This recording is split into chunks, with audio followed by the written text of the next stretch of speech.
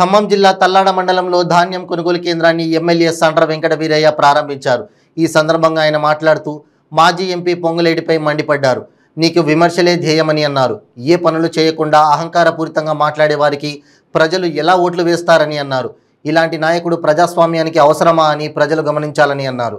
నువ్వు ఏ రకంగా రాజకీయంగా ఆర్థికంగా ఎదిగినో అందరికి తెలుసు।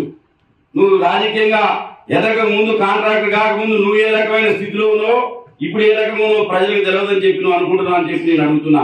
నీ రాజకీయ చరిత్ర అన్ని విషయాలు కూడా ప్రజలకు తెలుసు।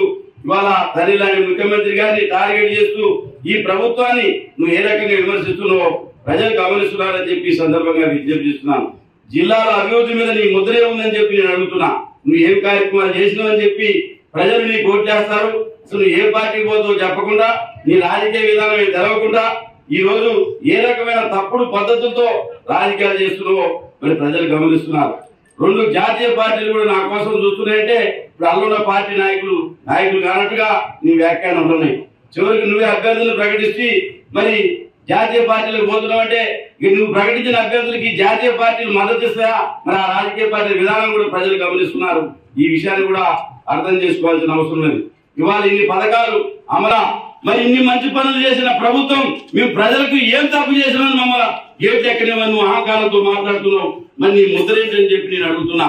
మేము ప్రజలకు ఇన్ని మంచి పనులు చేశాం కాబట్టి ప్రజల మధ్యలో మేము ఉన్నాం కాబట్టి ప్రజల విశ్వాసం మేము పొందుతున్నాం కాబట్టి తప్పనిసరిగా ఈ ప్రజా విశ్వాసం మాకే ఉంటుంది।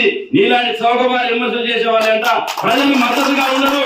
ఆ విషయాన్ని గమనించమని చెప్పి ఈ సందర్భంగా విజ్ఞప్తి చేస్తూ మరి మరి ఇట్లాంటి వారికి ఓట్లేస్తావా? విమర్శలే ధ్యేయంగా నువ్వు ఏం పని చేయకుండా అహంకారంతో తిరిగే నాయకుడి వెంట ప్రజలంతా చెప్పాలి। ఆ నాయకుడి అంటే వెళ్ళేవారు కూడా లేరు। ఉదయం ఆయన కనపడుతున్నారు, సాయంత్రం ఇంకొక ఆయన కనపడుతున్నారు, ఎవరు కనపడుతున్నారు వాళ్ళు తెలవట్లే।